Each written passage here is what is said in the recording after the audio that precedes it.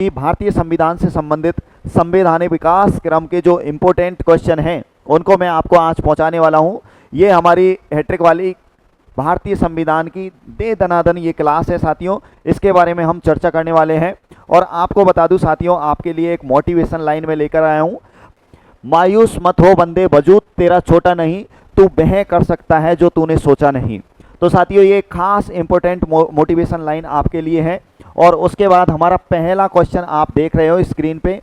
ये स्क्रीन पर जो क्वेश्चन है इसका आंसर शायद आप दे सकते हो और नहीं दे सकते हो तो इसका आंसर हम देंगे। क्वेश्चन है कि रेगुलेटिंग एक्ट कब पारित किया गया था? रेगुलेटिंग एक्ट भारत में कब पारित किया गया था? क्या 1771 में पारित किया गया, या 1772 में पारित किया गया, या 1773 में पारित किया गया, या 1774 में पारित किया गया?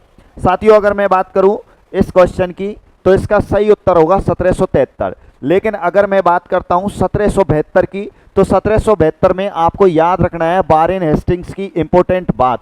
वारेन हेस्टिंग्स ने क्या किया था? वारेन हेस्टिंग्स ने 1772 में साथियों बंगाल के गवर्नर पद पर रहते हुए एक पद बनाया था जिसका नाम है साथियों कलेक्टर का पद। कौन सा पद बनाया था?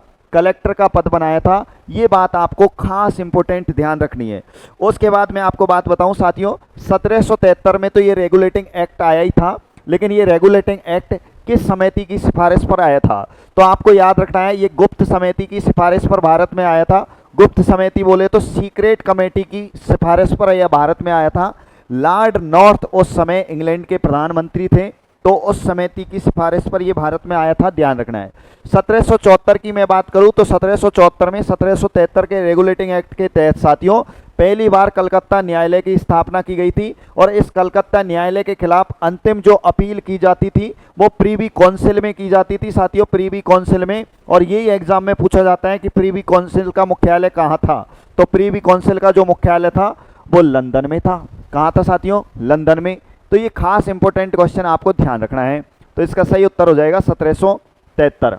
उसके बाद अगला जो क्वेश्चन है साथियों, अगला क्वेश्चन आपके बीच में है। अगला क्वेश्चन आप सुनिएगा ये क्या कह रहा है, तो इसकी भी अपन चर्चा कर लेते हैं साथियों। अगला जो क्वेश्चन है वो कहना चाह रहे हैं कि भैया किस अधिनियम की प्रमुख विशेषता प्रांतीय स्वायत्तता थी? प्रांतों को स्वायत्तता प्रदान करने के लिए कौन से अधिनियम में अंग्रेजों ने प्रस्ताव बनाकर भेजा था? तो क्या 1909 में बनाकर भेजा था, या 1909 में 1919 के में बना के भेजा था, या 1935 में, या 1947 में? इसका आपको सही उत्तर देना है साथियों। अगर आपको सही उत्तर नहीं आता है तो हम इसका सही उत्तर देने वाले हैं। पहली बात तो आपको ये पता होना चाहिए कि 1909 का जो अधिनियम था इसे किस नाम से जाना गया था? इसे जाना गया था मार्ले मिंटो सुधार अधिनियम के नाम से। ये नाम याद रखने हैं। मार्ले उस समय हमारे भारत का ये सचिव था, जबकि लॉर्ड मिंटो हमारे भारत का वायसराय था। 1919 के अधिनियम को कहा गया था साथियों मॉन्टेग्यू चेम्सफोर्ड सुधार अधिनियम। मॉन्टेग्यू चेम्सफोर्ड सुधार अधिनियम के नाम से ये जाना गया था। इंपॉर्टेंट है। और इसका सही उत्तर जो है साथियों 1909 है, सॉरी 1919 है। इसमें प्रांतीय स्वायत्तता देने की बात की गई थी। हालांकि देने की बात ही की गई थी लेकिन दी नहीं गई थी।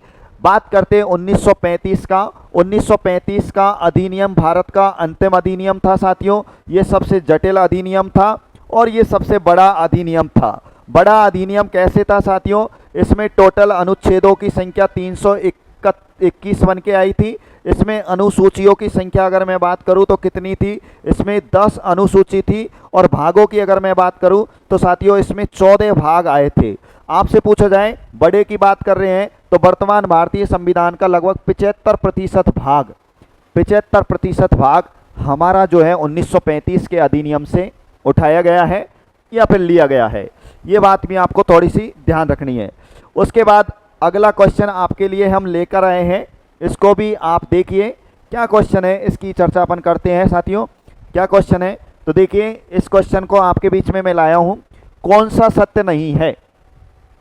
भाई साहब ये कह रहे हैं कि हमें तो ये बता के जाओ कि कौन सा सत्य नहीं है। तो देख लेंगे कौन सा सत्य नहीं है, कोई बड़ी बात नहीं है। क्या कैबिनेट मिशन संविधान सभा का क्या कैबिनेट मिशन ने संविधान सभा का गठन किया क्या? पहला ऑप्शन। दूसरा, साइमन कमीशन के माध्यम से क्या भारत का विभाजन हुआ क्या? ये भी देख लेंगे। भारत सरकार अधिनियम 1935 के तहत स्वय शासन प्रदान किया गया था, ये भी देख लेंगे। माल्य मिंटो सुधार अधिनियम के तहत सांप्रदायिक प्रतिनिधित्व की बात आती है क्या, ये भी देख लेंगे। देखो तो इसमें ये पूछा है कि सही नहीं है, पहले तो आपको यही जाना है कि सही नहीं है पूछा है। तो देखिए कैबिनेट मिशन के तहत संविधान सभा का गठन हुआ, बिल्कुल बात सही है। साइमन कमीशन के माध्यम से हमारे भारत का विभाजन नहीं हुआ प्यारे विद्यार्थियों। भारत के विभाजन की अगर मैं बात करता हूं तो भारत के विभाजन की घोषणा की गई थी 3 जून 1947 को, और 3 जून 1947 को भारत के विभाजन की घोषणा की गई थी प्यारे बच्चों लॉर्ड माउंटबेटन के द्वारा। किसके द्वारा की गई थी? लॉर्ड माउंटबेटन के द्वारा की गई थी। इस भारत और पाकिस्तान विभाजन की घोषणा जो 3 जून 1947 को लॉर्ड माउंटबेटन ने की थी, इसी को कहा जाता है माउंटबेटन योजना। ये चीज याद रखनी है। तो इसका सही उत्तर तो यही हो जाएगा। भारत सरकार अधिनियम 1935 जो था, इसमें स्वयं शासन की बात की गई थी, बिल्कुल सही है। और मार्ले मिंटो सुधार अधिनियम के तहत पहली बार सांप्रदायिक आधार पर प्रतिनिधित्व की बात की गई थी। मुसलमानों के लिए अलग से चुनाव की बात की गई थी, पृथक निर्वाचन की बात की गई थी। और जब अलग मुसलमानों को निर्वाचन की बात कर रहे हैं तो साथियों यहाँ पर सर्वप्रथम भारत विभाजन के प्रथम संकेत देखने को मिलते हैं, ये भी सवाल आया हुआ है।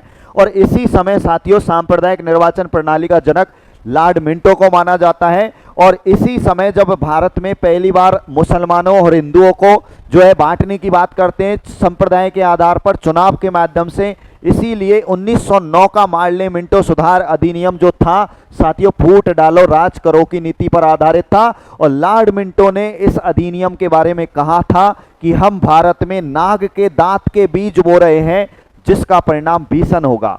तो ये 1909 के बारे में कहा है। और 1909 की एक और घटना आपको बता देता हूं साथियों। पूछा जाए कि 1909 का जो अधिनियम है ये किस समिति की सिफारिश पर भारत में आया था, तो ये आपको ध्यान रखना है अरुणडेल समिति की सिफारिश पर भारत में आया था।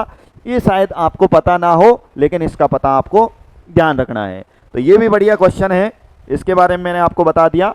अगला शानदार क्वेश्चन जो आपको जानना चाहिए, इसके बारे में भी आपको बताना चाहूँगा। ये जो क्वेश्चन है साथियों सुनिएगा इसके बारे में। कंपनी के व्यावसायिक व्यापार की बात की जा रही है।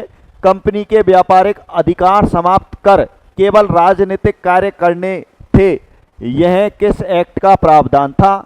भैया ये कहा जा रहा है कि कंपनी के व्यापार को समाप्त कर दिया गया है और केवल कंपनी को राजनीतिक कार्य ही करने हैं। इस बात को किस एक्ट के तहत निर्धारित किया गया था या किस एक्ट में ये प्रावधान किया गया था? तो बताना है, क्या 1793 का एक्ट या 1813 का चार्टर एक्ट या 1833 का अधिनियम या 1861 का अधिनियम? तो आपको ये बताना है। पहली बात तो मैं बता दूं साथियों, 1893 का जो एक्ट आया था इसको पावर एक्ट के नाम से जाना जाता है। इस पावर एक्ट के तहत ईस्ट इंडिया कंपनी के शासन को पहली बार 20 वर्ष के लिए बढ़ा दिया गया था, ये बात आपको ध्यान रखनी है। 1813 के चार्टर एक्ट के तहत आपको ध्यान रखना है कि इसके तहत भारत में व्यापार पर आंशिक रूप से रोक लगा दी गई थी। आंशिक रूप से कैसे लगा दी गई थी? केवल चाय को छोड़कर समस्त प्रकार के व्यापार पर रोक लगा दी गई थी और चाय का व्यापार भी चीन के साथ कर सकते थे। इसीलिए 1813 के चार्टर एक्ट को मुक्त व्यापार एक्ट के नाम से भी जाना गया है। ये भी पेपर में आ चुका है। मुक्त व्यापार एक्ट के नाम से किसे जाना जाता है? 1813 के चार्टर एक्ट को जाना जाता है। लेकिन इसका सही उत्तर होगा 1833 का जो अधिनियम है, इसके तहत कंपनी को व्यापार के अधिकार को बिल्कुल समाप्त कर दिया गया और केवल राजनीतिक अधिकार ही दिए गए थे। और 1861 के अधिनियम के समय हमारे भारत के जो वायसराय आते हैं वो लॉर्ड कैनिंग आते हैं साथियों। और लॉर्ड कैनिंग के द्वारा भारत में सबसे पहले मंत्रिमंडल का गठन होता है। और मंत्रिमंडल का जब हमारे भारत में गठन हो जाता है तो साथियों मंत्रियों को चाहिए विभाग, तो ये विभागों का भी गठन हो जाता है। और इस प्रकार से भारतीय शासन प्रणाली का विकेंद्रीकरण भी हो जाता है। तो काफ़ी बार ये सवाल आ चुका है साथियों कि भारतीय शासन प्रणाली का पहली बार विकेंद्रीकरण किस अधिनियम के तहत हुआ था? तो 1861 के अधिनियम के तहत। और इसी अधिनियम के तहत 1862 में भारत में 3 न्यायालय स्थापित किए गए थे, कलकत्ता, मद्रास और बम्बई में। ठीक है, ये बढ़िया बात ध्यान रखनी है। तो आगे चलते हैं अगले सवाल की ओर। ठीक है, अगला सवाल देखिए, अगला सवाल आपकी स्क्रीन पर, और ये क्या कहना चाह रहा है ये भी देख लेते हैं। ये कह रहा है कि भैया भारत के प्रथम वायसराय व गवर्नर जनरल कौन बने? भारत के पहले वायसराय एंड गवर्नर जनरल कौन बने? तो भैया क्या लॉर्ड हेस्टिंग्स बने, क्या विलियम बेंटिक बने, या लॉर्ड कैनिंग बने, या वारेन हेस्टिंग्स बने? साथियों मैं आपको बता दूं, वारेन हेस्टिंग्स की मैं बात करूं तो ये बंगाल के पहले बने थे, बंगाल के प्रथम, ये बंगाल के बने भाई साहब प्रथम गवर्नर जनरल। क्या बने बताओ? बंगाल के पहले बने थे, क्या बोलो? Governor general. लॉर्ड कैनिंग की मैं बात करूं तो भाई साहब ये बने थे भारत के पहले वायसराय। कौन से राय? वायसराय बनाया गया था। क्यों बनाया गया था? 1857 की महान क्रांति हो गई थी। 1857 की महान क्रांति के कारण ईस्ट इंडिया कंपनी के जो नालायक पदाधिकारी हमारे भारत में शासन अत्याचार कर रहे थे, उसकी खबर जगह जगह छप गई थी और इंग्लैंड में ये बात पहुंच गई थी। तो 1858 के अधिनियम के तहत कंपनी के शासन को समाप्त कर दिया गया और भारत का शासन सीधे ही इंग्लैंड के सम्राट या क्राउन के अधीन हो गया। अब सम्राट तो भारत में नौकरी करने के लिए आएगा नहीं, मतलब शासन करने के लिए आएगा नहीं, तो उसने अपना एक प्रतिनिधि बनाया था और उस प्रतिनिधि को कहा गया भारत में वायसराय। जो भारत का पहला वायसराय या गवर्नर जनरल लॉर्ड कैनिंग को बनाया गया। अब साथियों एक ही व्यक्ति के पास दो पद हो गए थे। कितने पद हो गए? दो पद। जब वो राजा के प्रतिनिधि के रूप में काम कर रहा है जब तो वायसराय कहलाएगा, और जब वह भारत के किसी प्रांत में काम कर रहा है तो गवर्नर जनरल कहलाएगा। बढ़िया बात है साथियों। उसके बाद विलियम बेंटिक की मैं बात बता दूं, विलियम बेंटिक भारत का प्रथम गवर्नर जनरल बना था। तो आपसे पूछा जाए भारत का पहला गवर्नर जनरल कौन बना था, तो भारत का पहला गवर्नर जनरल 1833 के चार्टर एक्ट के तहत लॉर्ड विलियम बेंटिक को बनाया गया था, जो कि बंगाल का अंतिम गवर्नर जनरल भी था। ध्यान रखना है, ये बात समझ में आ गई हो तो ओके करते जाओ, बढ़िया ढंग से समझते जाओ। ठीक है, ये क्लास आपके लिए हम YouTube पर पहुंचा रहे हैं शानदार तरीके से, आप इसको देख रहे हो। तो अगला जो क्वेश्चन है वो भी खतरनाक शानदार सुपरस्टार क्वेश्चन है साथियों। महिलाओं को वोट देने का अधिकार पहली बार किस अधिनियम में दिया गया? गजब का क्वेश्चन है। महिलाओं को यहाँ पर वोट देने का, बोले मतदान देने का अधिकार दिया गया है पहली बार अंग्रेजों के समय। कब दिया गया ये पूछ रहे हैं। क्या 1892 में दिया गया, या 1909 में दिया गया, या 1919 में दिया गया, या भाई साहब 1935 में दिया गया? तो मेरे प्यारे प्यारे बच्चों इसका सही उत्तर जो होगा वो 1919 होगा। 1919 में बेचारी पहली बार महिलाएं बाहर निकली थी वोट देने के लिए। ध्यान रखना है, तो वोट देने का अधिकार महिलाओं को दिया। एक बढ़िया बात और बता देता हूं, यहाँ वोट देने की जो आयु रखी गई थी वो 21 साल रखी गई थी, लेकिन भाई साहब 61वां संविधान संशोधन हुआ था 1989 में, और ये भाई साहब किसके समय हुआ था? राजीव गांधी साहब के समय हुआ था। राजीव गांधी साहब ने 61वें संविधान संशोधन अधिनियम 1989 के तहत मतदान देने की आयु को 21 वर्ष से घटाकर बोलो कितने वर्ष कर दिया प्यारे बच्चों? 18 वर्ष कर दिया। ध्यान रखना है इस बात को भी। बात समझ में आ गई हो तो ओके करें। ठीक है, आओ अगला क्वेश्चन आपकी स्क्रीन पे है और ये क्या कहना चाह रहा है इसको भी देखते जाओ। देखिए, कह रहा है कि भैया 1935 के अधिनियम के बारे में असत्य कथन बताओ। असत्य कथन बताना है। देख लेते हैं असत्य कथन कौन सा है। नेहरू जी ने, जवाहरलाल नेहरू ने कहा 1935 के अधिनियम को कि यह अनेक ब्रेकों वाला इंजन रहित गाड़ी के समान है। देख लेंगे इन्होंने बोला या नहीं बोला। 1935 में संघीय न्यायालय की स्थापना हुई। देख लेंगे ये भी। जिन्ना साहब ने 1935 के अधिनियम को कहा कि भैया ये पूरी तरह से सेब के समान सड़ा गला हुआ अधिनियम है, मतलब पूरी तरह से सड़ा हुआ, मूल रूप से बुरा है ये। ठीक है, देख लेंगे। जिन्ना ने कहा है क्या? मोहम्मद अली जिन्ना ने। एटली भाई साहब ने कहा है इसको अविश्वास का प्रतीक। अब इनमें से अपन को छांटना है कि इसमें से गलत क्या है। मैं बताता हूं आपको, छांट के आप पे नहीं छटा तो। साथियों मैं आपको बता दूं, हमारे भारत में संघीय न्यायालय की स्थापना हालांकि 1935 के अधिनियम के तहत हुई थी, लेकिन मेरे प्यारे बच्चों, संघीय न्यायालय जिसे हम फेडरल कोर्ट भी कहते हैं अंग्रेजी में, कौन सा कोर्ट बताओ? संघीय न्यायालय की स्थापना जो हुई थी 1935 के अधिनियम के तहत 1937 में हुई थी। कहाँ पे हुई प्यारे बच्चों? दिल्ली में हुई थी। और इस फेडरल कोर्ट के जो पहले मुख्य न्यायाधीश बने थे वो सर मोरिस गवेयर को बनाया गया प्यारे बच्चों। किसको बनाया गया था? सर मोरिस गवेयर को बनाया गया था, ध्यान रखना। और आगे चल के इसी संघीय न्यायालय को 28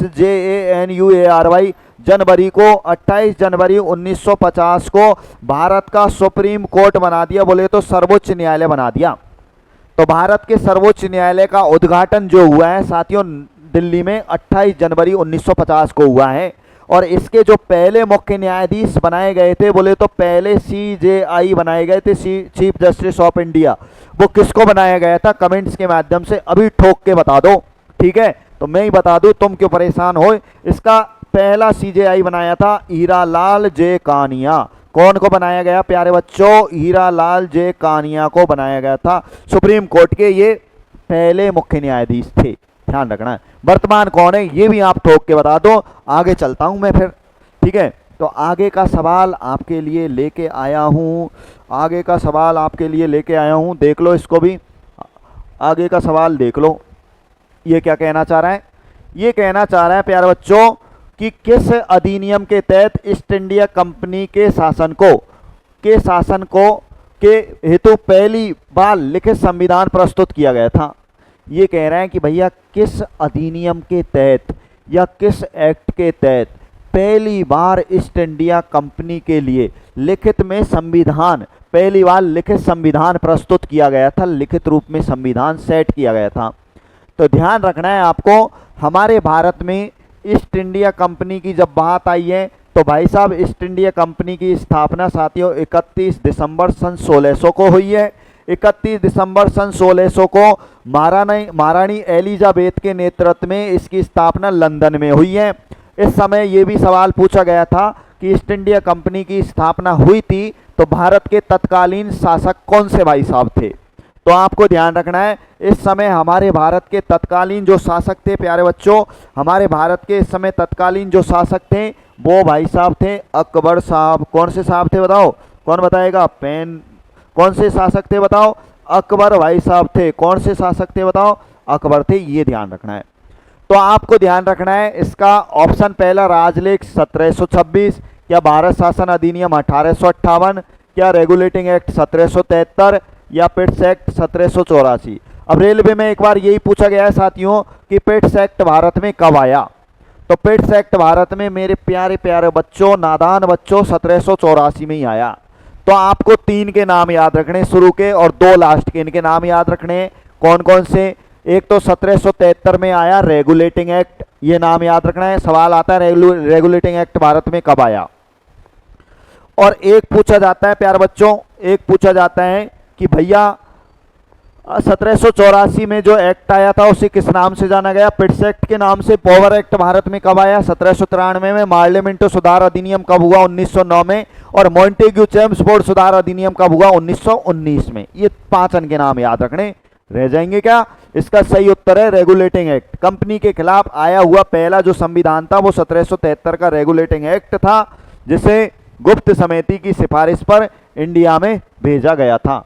अगला जो सवाल है स्क्रीन पर दिखाई दे रहा होगा आपको, देखिए ये क्या कहना चाह रहा है? ये कहना चाह रहा है भाई साहब कि किस एक्ट के द्वारा भारत में ईसाई मिशनरियों को प्रवेश करने में धर्म प्रचार की अनुमति दी गई थी? हमारे भारत में अंधविश्वास बहुत ज़्यादा फैला हुआ था पहले। हमारी जान चली जाए लेकिन धर्म का नाम निशान नहीं चला जाना चाहिए। इतने पागल थे हमारे उस जमाने में पूर्वज 18वीं सदी में कि धर्म के नाम पे अगर किसी ने उंगली उठा दी तो उसको काटने के लिए तैयार थे। तो अंग्रेजों ने देखा अरे कितने बावड़े हो रहे हैं यहाँ पे भारत में, तो इसलिए अंग्रेजों ने सोचा कि हम ईसाई धर्म का प्रचार करेंगे और हिंदू धर्म को साइड में लगाएंगे। तो इसका भारतीयों ने विरोध किया। लेकिन ये पूछना चाह रहे हैं कि पहली बार ईसाई धर्म को भारत में प्रचार करने की छूट किस अधिनियम या एक्ट के तहत दी गई? तो पहला ऑप्शन है राजलेख 1833, दूसरा ऑप्शन है रेगुलेटिंग एक्ट 1853, तीसरा है पिट्स एक्ट 1892 पहली बात तो पिट्स एक्ट तो 1784 में आया है, 1784 में आया है, और एक है चार्टर एक्ट भाई साहब 1813। इसका सही उत्तर क्या है? तो इसका सही उत्तर है साथियों चार्टर एक्ट 1813। 1813 की कुछ खास बातें और मैं आपको बता के जाना चाहूँगा। साथियों 1813 में पहली बार अंग्रेजों ने भारतीय शिक्षा पर 1 लाख रुपए वार्षिक रूप से खर्च करने का प्रावधान किया गया था, वार्षिक रूप से खर्च करने का। और इसी के तहत भारत में पहली बार ईसाई मिशनरियों को, ईसाई धर्मावलंबियों को भारत में धर्म प्रचार की छूट दी गई। और इसी के तहत भारत आने वाले अंग्रेजों को बसने के लिए लाइसेंस जारी किया गया था कि भैया अंग्रेज अगर भारत में बसेंगे तो उनके पास में लाइसेंस होना जरूरी है। तो ये भी इसी एक्ट के तहत हुआ था। और इसी 1813 के एक्ट के तहत भारत में व्यापार पर अंकुश लगाया गया था और केवल चाय के व्यापार की छूट दी गई थी, वो भी चीन के साथ। तो इसीलिए इस 1813 को मुक्त व्यापार एक्ट के नाम से भी जाना गया था। ठीक है, तो आगे देखो, आगे सवाल नंबर 10 क्या कह रहा है ये भी आप देख लो, शानदार क्वेश्चन है। ये कह रहा है साथियों कि भारत के प्रथम गवर्नर जनरल कौन थे? क्या लॉर्ड विलियम बेंटिक थे, या वारेन हेस्टिंग्स थे, या लॉर्ड मेकाले थे, या लॉर्ड कैनिंग थे? तो प्यारे बच्चों मैं आपको बताऊं कि भारत के पहले वायसराय कौन थे, तो वायसराय पूछे तो लॉर्ड कैनिंग बता जाना। लॉर्ड मेकाले को भारत में अंग्रेजी पद्धति का जनक माना जाता है। अंग्रेजी पद्धति का भारत में जनक किसको माना जाता है? लॉर्ड मेकाले को माना जाता है। वारेन हेस्टिंग्स को बंगाल का पहला गवर्नर जनरल कहा जाता है, बंगाल का प्रथम गवर्नर जनरल। बंगाल का पहला गवर्नर जनरल कौन था रे बताओ? बंगाल का पहला गवर्नर जनरल था मेरे प्यारे बच्चों वारेन हेस्टिंग्स। और हमारे भारत का पहला गवर्नर जनरल जो था वो लॉर्ड विलियम बेंटिक था। तो आज के खास क्वेश्चन आपने 10 देख लिए हैं। नेक्स्ट आपके लिए 10 क्वेश्चन लेके आऊँगा बेजोड़ तरीके के, शानदार। आज की क्लास आपको कैसी लगी आप अपने छोटे छोटे से अंगूठे के माध्यम से लाइक करके बता देना, और चैनल को शानदार तरीके से सब्सक्राइब कर देना, जिससे कि आप तक हमारा वीडियो डेली पहुंच सके। वीडियो अच्छा लगा तो लाइक करें, चैनल को सब्सक्राइब करें। जय हिंद, जय Bharat, good bye, thank you, धन्यवाद।